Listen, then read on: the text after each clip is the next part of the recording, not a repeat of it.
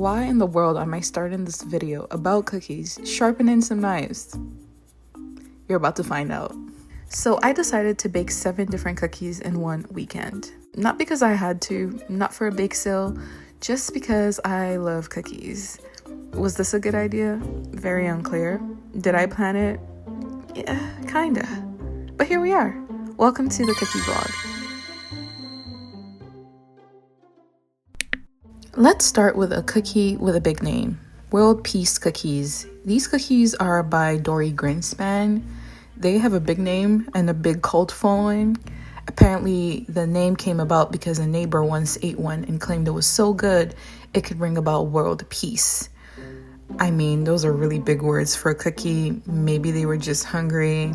But you know what? I don't doubt the power of shortbread. Anyway, these are basically double chocolate shortbread cookies with chocolate chips. That's the double chocolate part, which to be fair is a solid concept. If any cookie were to bring about world peace, in my opinion, I would say it's probably a chocolate chip cookie. So we're already halfway there. Making the dough is pretty simple, and I always feel just good assembling the dough. But when it comes to putting it in my mixer, the sound is so aggravating and loud that it just ruins every zen-like vibe that you could possibly even have. Then comes the part I always forget I hate. These are slice and bake cookies, which brings me back to why I was sharpening my knives. Somehow I have been convinced that my knives are dull, and therefore I needed them to be sharp because I wanted to get neat cuts of these cookie logs. I had this whole dream where I was going to slice them. They were going to be clean and neat, like those perfect little circles. But that would actually require that I, A, know how to roll these cookies into an actual cylinder, which let's not talk about it. And 2, I probably needed my dough to be at a perfect temperature so it just doesn't crumble. I did not do any of those things. So naturally, the dough crumbles. I'm blaming the knives. I did manage to salvage a few decent looking pieces and put them in the oven. Visually, they're like not stunners. And taste-wise, I would say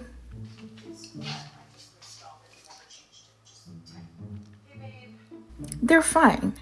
It's not like life-altering. I just feel like in a shortbread, this chocolate just takes over. I ended up gifting most of them anyway in the spirit of generosity, which is kind of world peacey when you think about it. So I think the cookie still did its job.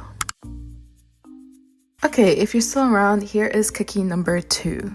These are the salted butter chocolate chunk shortbread cookie. Oh my gosh, the name is always a mouthful.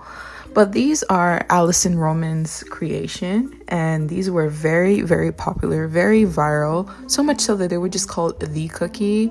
Think back in 2017. I think it's for people who don't actually love the texture of real chocolate chip cookies. Let me just be clear, I do love the texture of real chocolate chip cookies, but I also love shortbread. So this does speak to me. Once my butter and sugars have been creamed, I form them into logs. We already know how I feel about forming things into logs. These logs get refrigerated, and then there's a whole egg wash and demerara sugar situation that just makes these feel a little more fancier than they actually are. Then it's time to slice and bake. Why do I do this to myself?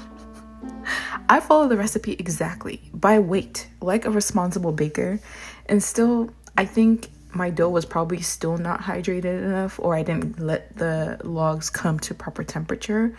But slicing these, I did not. It crumbled. It was brutal. I just gave up. There was a moment I just stood there, just squishing the broken pieces back together like Play-Doh, and I'm just like, why did I even try cutting this in the first place? Who is this for? Anyway, here's the thing. I did salvage a fair amount and bake them, and they baked really well. It's almost like you can even tell I struggled with these. But I love the golden edges. The chocolate is just enough. I love the crust on the outside from the sugar that adds the extra crunch. And I still get the buttery flavor that I love from shortbread. I could not stop eating these, and neither could my sister. These cookies did not last. They lasted maybe 2 days, and it was a lot of cookies that I made. So even though it was a slice and bake, I think it was still a really good cookie, and I would bake it again. If I were watching this video and I heard oatmeal cookie, I would click off. Because I don't like oatmeal cookies. But this one is from Claire Saffitz Dessert Person, and it is a diva. Yeah, this cookie demands things. It has opinions. It's like, if you want my chewy, nutty gloriousness, you will work for it, which is fine, except do not enjoy oatmeal cookies. They rank very much at the last for me. And if there are raisins involved, it's not even on the list. So here's all the things you gotta do to make this cookies. First, you gotta toast some pecans. Then you have to make a caramel. Then you gotta turn that into a pecan brittle. Yes, you're making the brittle to put in a cookie. Also, note about caramel, it senses fear. If you hesitate for 1 second, it will burn just out of spite. You also be needing a food processor because now we're making a pecan and oat flour. And oh, you have to brown butter as well, obviously. And if you've ever asked, or if anyone's ever asked me, hey Massey, why don't you make those oatmeal pecan cookies more often if you love them so much? This right here, this is why, because this is like a full-on job to do this cookie. I think I need an award. You need an award if you've baked these cookies. Claire, if you're watching, I'm waiting for my award. Thank you. Once you've survived all that, you're pretty much set to go with these cookies. As I'm scooping this, I'm just so happy to be scooping. Like, oh my goodness, do I love scooping cookies? I wonder why. I just suddenly have this realization. Scooping cookies. My favorite hobby. Once these baked, my entire apartment smelled so good. It just smelled like a really warm bakery, and I just love them. I forgot all about the pain and the chaos. I love these cookies. They're chewy, they're nutty, they're sweet, and you know, they were my favorite from the cookies I baked this week. All right, now we're at cookie number 4, which is the wildcard cookie. I think some people might think this is a weird cookie. Not me though. I get it. But we are talking about a gochujang caramel cookie. Yes, as in gochujang, the Korean chili paste, in a cookie. And this one is from Eric Kim at the NYT Cooking test kitchen. When I saw it, I was immediately intrigued. Last summer, I tried experimenting making a strawberry gochujang cookie, but I ended up giving up because it was just kind of too confusing, the flavor. The cookie base itself is pretty straightforward. It is really just a sugar cookie, and the dough is a little loose, and so it needs to be refrigerated to make it easier to handle. The caramel part of this cookie is not a literal caramel over the stove. It's really just some gochujang paste and brown sugar that's mixed together. Once the dough is out of the fridge, the gochujang sugar mix gets swirled into the dough. I'm trying to be careful because I do want it to be speckled in the way the cookies looked when Eric Kim baked his. So yeah, when it came to scooping this, I was just sort of like, whatever. I knew they needed to be spaced a bit farther apart, but I was just like, I just want to bake these and see what they taste. I don't really care. So yeah, I did that. Once these baked, the taste was still a little confusing to me. It tastes like a sugar cookie, but with a spicy kick that I just cannot place. Like, I know what I put in this cookie, but I was just kind of like a bit confused, okay? My boyfriend, on the other hand, he loved these cookies. He declared that these were his favorite out of the batch that I made. So yeah, this cookie does have its fans. I'm just not super sure that I am one of them. On the bright side, this was one of the easiest cookies to make. Minimal stress. I did not have to make actual caramel, so that's a win. All right, we've made it to cookie number 5, the final cookie.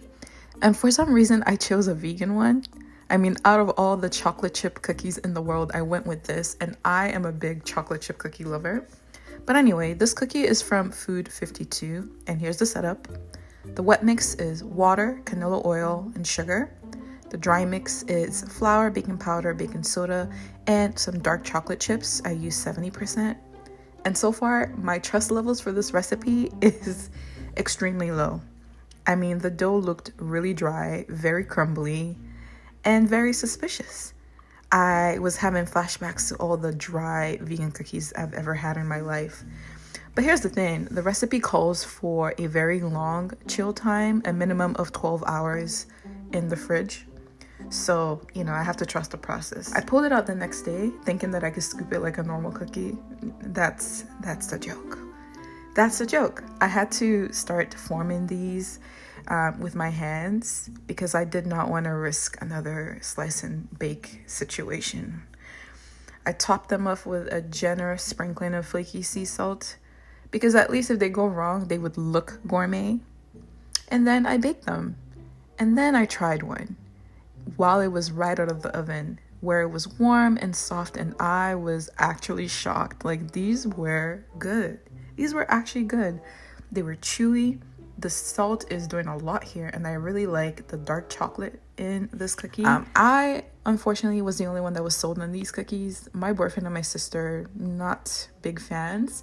I think the thing is, I had it right out of the oven, so it blew my mind. But they had it while it had cooled down, and the texture had changed a little bit, so it wasn't impressing them. But pop these back in the microwave, get them warm again, and they were delicious. So I would 100% bake them again. And that's it. 5 cookies in one weekend. There's a little bit of emotional damage from the slice and bake tragedies. And that gochujang cookie, you know, it had a crisis. The vegan cookie that made me rethink everything. Was it all worth it? I think absolutely. But will I be doing this again anytime soon?